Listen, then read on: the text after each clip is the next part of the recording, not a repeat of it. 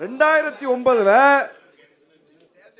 சீமான் அவர்களே எங்கள் மேடையில் நின்றுதான் ஈழம் பற்றி முழங்கினார். அவர் ஈழம் பற்றி முழங்குவதற்கும் பிரபாகரன் குறித்து மேதகு அவர்களை பற்றி பேசுவதற்குமான களத்தையுமே விடுதலை சிறுத்தைகள் தான் அமைத்துக் கொடுத்தோம். அண்ணன் இயக்குனர் சீமான் அவர்கள் சுருக்கமாக.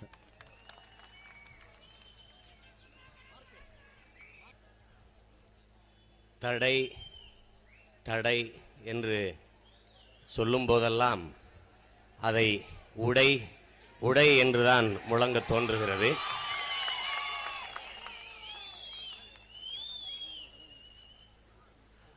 உலகெங்கும் நம் தமிழீழ விடுதலை புலிகள் இயக்கத்திற்கு விதித்திருக்கிற தடையை தமிழீழ தேசிய தலைவரினுடைய புலிப்படை நொறுக்கும்.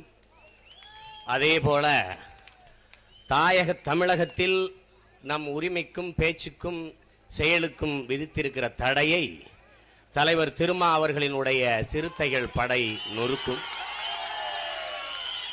இத்தனை தலைவர்கள் இந்த தாயக தமிழகத்தில் இருக்கும் பொழுது ஒரு தமிழனுக்கு மட்டும் இந்த உணர்ச்சி கொதிக்கிறதே, அது ஏன் என்றால் திருமா என்பவன் பாதி தமிழன் அல்ல, அவன் ஆதி தமிழன். அவன் சோர தமிழன் அல்ல, வீர தமிழன்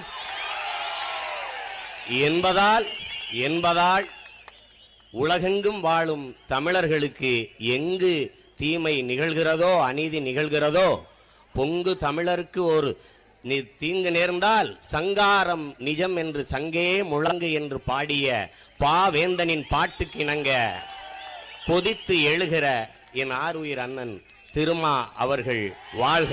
வணக்கம்.